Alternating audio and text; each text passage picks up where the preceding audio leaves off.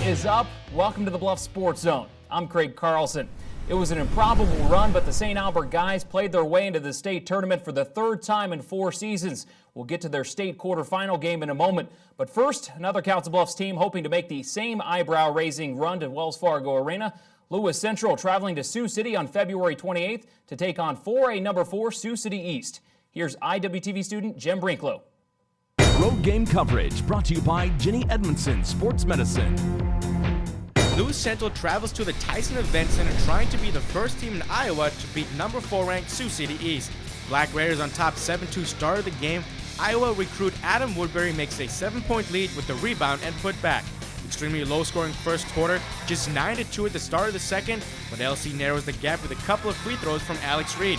Then Darius MacArthur gets inside for the layup, and the Titans down 9-6. Then Woodbury changes things in a hurry. It's no secret he's 7-1 and he's using that size to his advantage.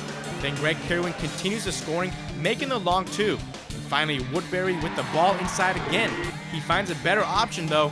Marcel Dunson wide open capping a 6-point run, home team up 15-6. Midway through the second quarter, Titans to the line again. 6 of their last 8 points scored in the first half, coming off free throws. But right before the break, Kerwin back to work. He makes a shot falling on his back. Raiders a 28 lead into the locker room, and the Titans playing with great defense against one of the best scoring offenses in Class 4A. Sioux City East off to a great start in the second half. Alex Imming hits the 3, going up 23-8. Seconds later, Reed says, "I can do that too." He makes his team's first 3 of the night. With the home team trying to separate themselves, Imming finds a lane and lays the ball in.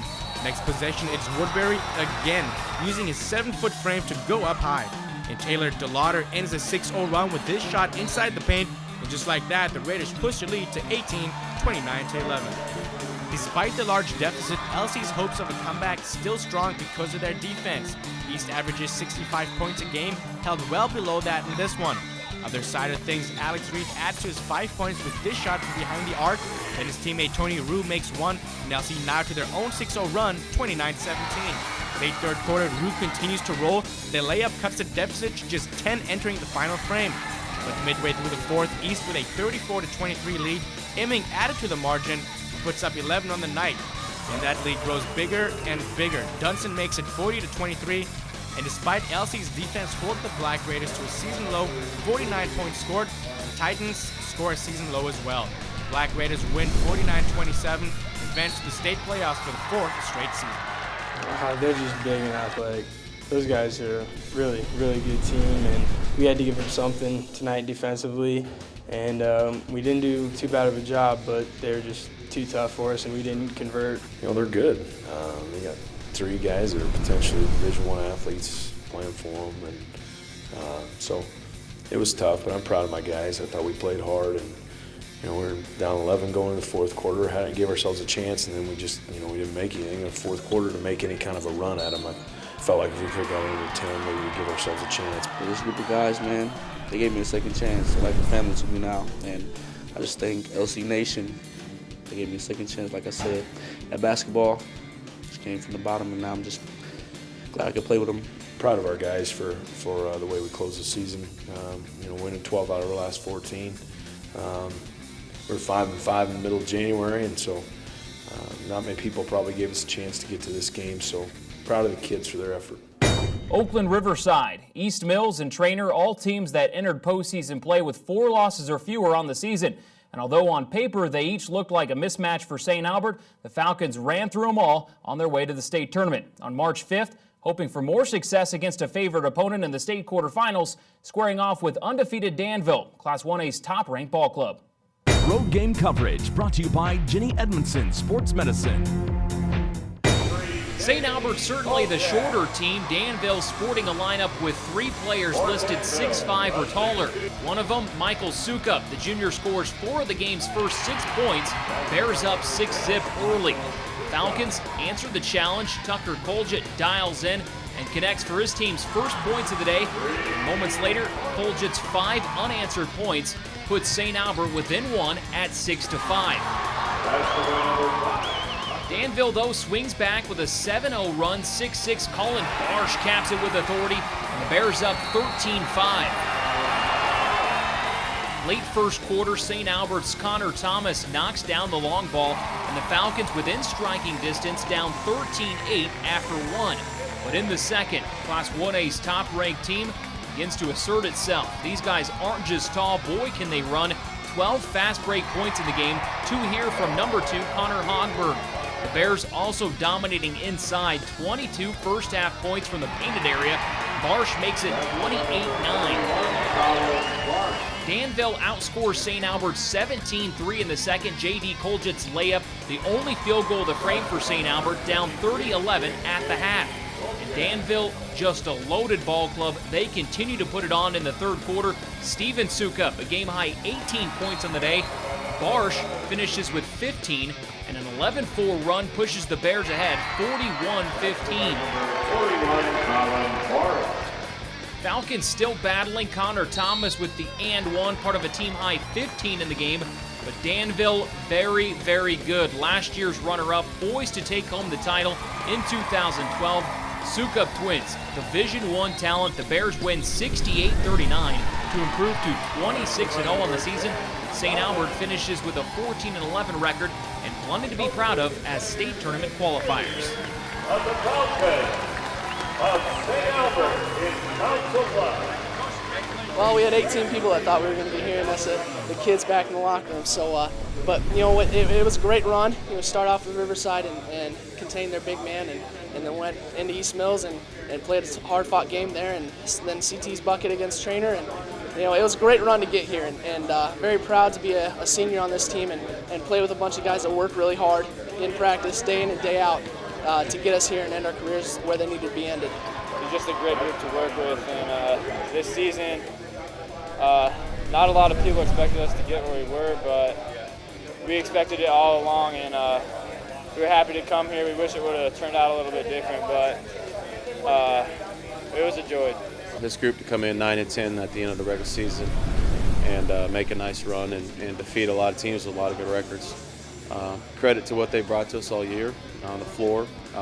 Credit to the school, how they represented us, and you know, a lot to take forward from this.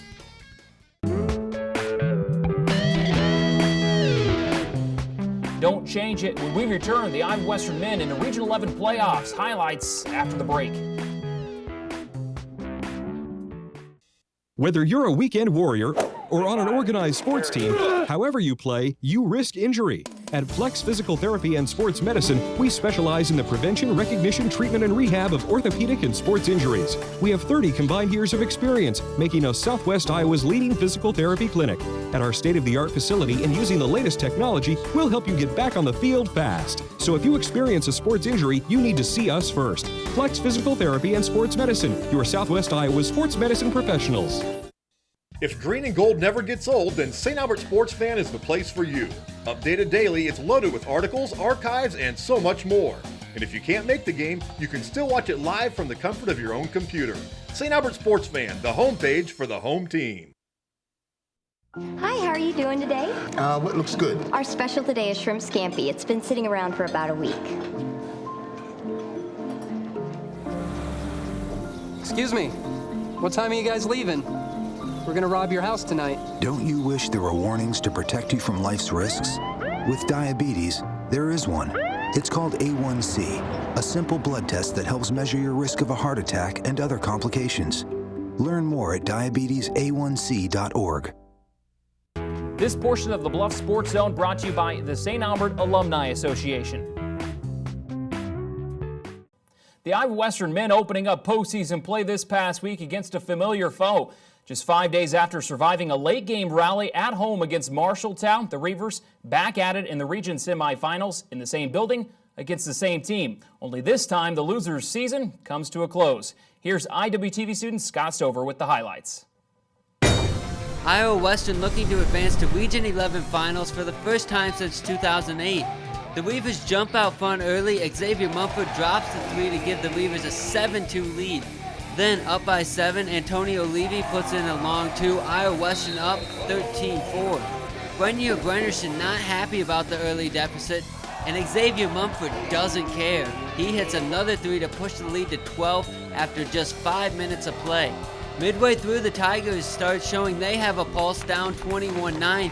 They go on a 7-1 run, helped by this three from Rashad Brown. Margin cut back down to 6, 22-16. But Coach Morris rallies the troops with time winding down in the first half, up by 7.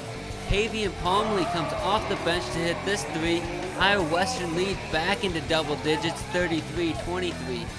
Moments later, the X-Man caps off an amazing first half. 17 of his 21 points coming in the first 20 minutes of play, including this three at the buzzer. Reivers up 41-26 midway through. The Reivers continue to roll early in the second half. Devin Brooks gets a steal and with the finger roll extends the lead to 49-31. Moments later, Levy with an easy two to cap off an 8-0 run. Reivers cruising up 51-31. Midway through the second half, Alonzo Traylor stuffs the rock to give the Reivers the biggest lead of the night, 59-35. But similar to last game, Iowa Western a little too comfortable with the cushion. Knowing that there's no tomorrow, the Tigers claw their way back. Derek Stewart hits a three and the comeback begins. An array of Marshalltown players contribute. University of Nebraska recruit Keith Coleman with a three-point play here.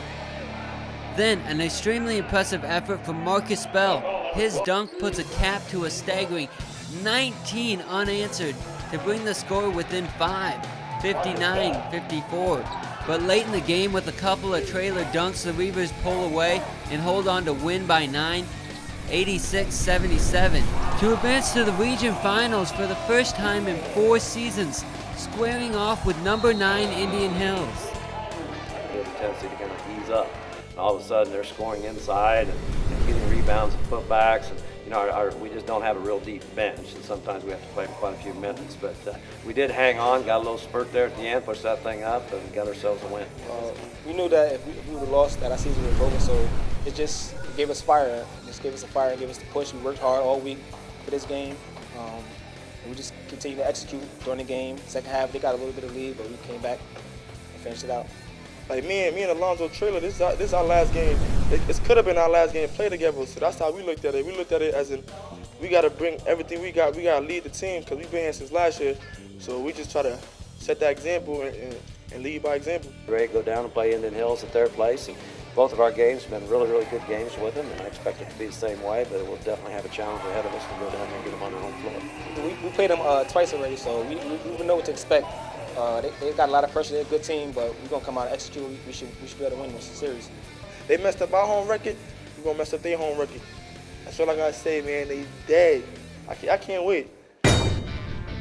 Wins hard to come by in the Hillier Center. IDub, though, takes a 2-point lead early in the game. Antonio Levy shows his speed with an easy lay-in off the glass. Reivers up 18-16. But Indian Hills quickly shows why they're ranked 9th in the nation. Jamil McKay with a 3-point play to grab the lead. Warriors up 41-35 at the half. Still a 6-point deficit midway through the second. Iowa Western's Devin Brooks puts in a 3, part of his team-high 25 points on the night. Reivers down 43-40. But on the very next possession, a little hometown cooking. Roderick Bobbitt knocks down the 3 and grabs a 4-point play on the phantom foul behind the arc. And that's a bit of a turning point. The Warriors start to roll. They finish with 12 offensive rebounds. McKay benefits here, part of his game-high 28 points to extend the lead. And Indian Hills cruises from there to win Game 1 of the best-of-3 series, 81-68. Iowa Western ready to host Indian Hills for Game 2 at Canesville Arena March 7th. It's do or die for the Reivers. And we lost because of rebound. You know, we wasn't boxing our man. We wasn't going for loose balls, and we were fighting our best. We just lost. Well, I think we definitely have to rebound the basketball better. You know, they got 20 more shots than we did during the game just because of offensive rebounds. We have to do a better job. All we need to do is rebound and play defense on our mans and just on offense, just push the ball. We'll take a timeout. On the other side, the Reiver women close out their regular season at home. Find out what seed they earned in their upcoming region tournament in just a few. What does the future hold for you? I can learn.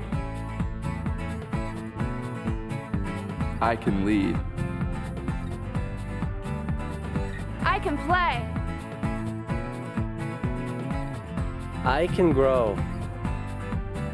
Put yourself in a great place. Iowa Western. Classes are forming now in more than 80 areas of study. Learn more, a lot more at iwcc.edu. I can succeed. No team covers Southwest Iowa sports like the team at Jenny Edmondson Sports Medicine. For nearly 25 years, Jenny Ed Sports Med's certified athletic trainers have cared for thousands of area athletes and their schools. And our partnering physicians at Nebraska Orthopedics help ensure you're taken care of from diagnosis through rehab. If you need to be seen now, come by our Saturday morning walk-in clinic. It's open all fall from 8 to 9:30 a.m. Jenny Edmondson Sports Medicine. Lynx fans can now log on to alsportsfan.com for archived and live broadcasts, team info, pictures, and more. alsportsfan.com, part of the cbsportsfan.com family. This portion of the Bluffs Sports Zone brought to you by Cutler O'Neill Meyer Woodring family-owned funeral home, serving Council Bluffs in southwest Iowa for the past 105 years. The Iowa Western women's basketball team looking to close the regular season with some momentum, and with their final 2 games played at home, the Reivers with a legitimate shot at claiming the number 3 seed in the region tournament. Significant because of the postseason matchups on the road to the national tournament. But first things first, in order to claim the 3 seed, grabbing the 2 wins at home, a must. Here's IWTV student Sasha Thomas. On a day many people don't count, Leap Day, a very important one for the Iowa Western women's basketball team, looking for a strong finish to the regular season, and Amber McCann helping the cause early. Seconds into the first half, IW up 2-zip. The Greyhounds firing right back, Shanavian Holden with the bucket, Moberly leading 4-2. Later, the Greyhounds starting to pull away. Jessica Bygate puts up 2, grabs the and 1, Reivers down by 4, 8-4. The back-and-forth battle just beginning. McCann again with 2. Reivers cut the deficit to 1, 9-8. Mid-first half, Moberly starts running away. A 7-1 run on the Reivers helped out by Ashley Stevenson. Greyhounds on top, 15-9. Minutes later, Iowa Western tries to catch up. A 3-pointer by Bobby Beckwith cuts the lead to 5, 19-14. But the Greyhounds answer back. Bygate with another bucket, and the Reivers down by 9 at the break, 27-18. Moberly keeps their momentum going to head up the second half. Right off the bat, back-to-back 3-pointers for the Greyhounds. Shantoria Taylor and Ashley Stevenson helping out, Moberly extending their lead 35-21. Minutes later, Reivers come back with a 7-2 run. Callaway helps, grabs the rebound, and puts up 2. Iowa Western down by 9, 37-28. The battle continues on. Stevenson again for the Greyhounds, Moberly up 41-31. And then the IW train comes to town. Shawnee Winningham and Lakota Go putting up bucket after bucket after bucket for the Reivers in a 14-0 run over Moberly, zipping past the Greyhounds 45-41. Foul trouble, however, allows Moberly to catch up, tying the game at 46, sending the match into overtime. Reivers controlled the entire extra period, only allowing Moberly to score 2 points. Go sealing the game with a 3-pointer, and Iowa Western topples the Greyhounds 55-48. It's crucial. We have 1 region game left in this home, and it gives us a lot of confidence going into it. Well, now it's all about the sophomores. You know, Taylor and Lanita and Jackie have done a lot for this program. They've worked really hard. So our whole goal is to send them out the right way. Coming off that big win, Reivers heading into their final regular season home game March 3rd against Three Rivers Community College, trying to send off their sophomores with a bang. Right out of the gates, Taylor Turgeon putting up 3 3-pointers for the Reivers. Iowa Western leads 9-4. Later, the Lady Raiders trying to keep it close. Tara Porter helps, bringing the deficit to 1, 9-8. Reivers not having it though, going on an 11-0 run over Three Rivers. Amber Bancan tosses up 2, pushing the score to 20-8. Moments later, Iowa Western on another dash. Turgeon again with a bucket helps add 7 more to the Reivers lead, 27-10. Mid-first half, Three Rivers trying to stay in it, adding 7. Whitney Mills with the basket, score 31-17. Rounding out the first period, however, Iowa Western breezing past the Lady Raiders on a 15-6 run. Lakota Go and Jackie Allgood chipping in. Reivers double up the score 46-23 at halftime. The second stanza starting off no different for IDub. Turgeon again with 3, putter for a total 21 points on the day. Iowa Western leads 53-25. Reivers continue to show dominance later on. Lenita Calloway and Amber McCann this time helping out in a 15-6 series. Iowa Western puts their lead at 35, 68-33. Three Rivers trying to lessen the gap. Chelsea Maupin with 2 points. The Lady Raiders down 77-40. Foul trouble later on for Three Rivers, handing Iowa Western a total of 20 points in the second half. Reivers going 20 of 24 at the charity stripe. Iowa Western drubbing Three Rivers 90-51. The victory puts the Reivers at the 3rd seed in Region 16, heading into postseason play beginning March 9th. We started going one game at a time, and really that's all we've been doing, and we've been playing better. And that's how we approach. Other than we wanted to send the sophomores out good.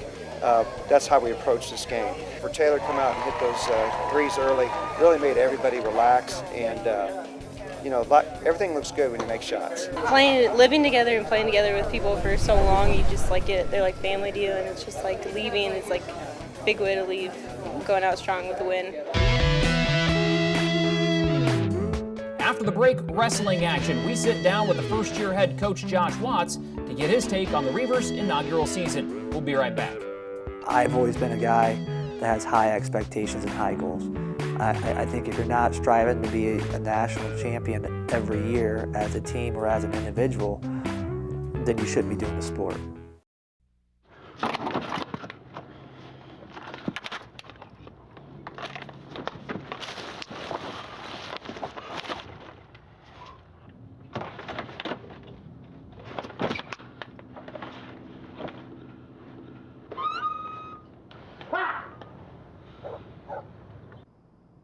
The smallest moments can have the biggest impact on a child's life.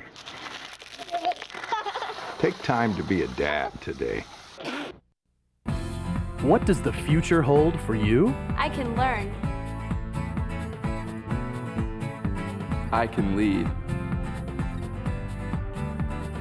I can play.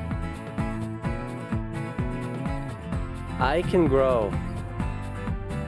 Put yourself in a great place. Iowa Western. Classes are forming now in more than 80 areas of study. Learn more, a lot more at iwcc.edu. I can succeed. An incredible first year for the Iowa Western wrestling program came to a close last weekend at the NJCAA National Tournament in Rochester, Minnesota. After a few days of reflection, we sit down with the head coach to get his thoughts on the program's inaugural season. Listening to Iowa Western head wrestling coach Josh Watts, one could get the wrong impression. Would have liked to come away with All-Americans, would have liked to have been in the top 10 nationally, but those things didn't happen. Despite the disappointment in his voice, Watts sees plenty of positives for the first-year program. We put in a lot of hard work. I think we laid a good foundation to build on for the next few years. A foundation strengthened after qualifying all 10 starters to the national meet in year one. Although that's certainly a step in the right direction, the head coach sees that only as a taste of the program's potential. I think if you're not striving to be a national champion every year as a team or as an individual, then you shouldn't be doing the sport. So that's what our goal. Our goal is to be consistently contending for a national title every year. And Watts believes that can happen as early as next season, as the program transitions from the upstart unknown to the household name from Council Bluffs. I think you will see a significant jump from year one to year two, and then I think you'll see an even bigger jump to year three. I think this program is capable of doing whatever we want to do as long as we get the right kids in. The Reivers will return 9 starters that qualified for nationals this past season. But the expectation is that the talent pool will continue to improve, bringing in the right guys to help get the program consistently among the elite.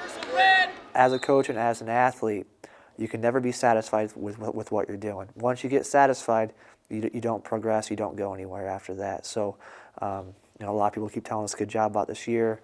Yeah, it's good, but it's not what we wanted. And it's not going to be what we want until we win a national championship.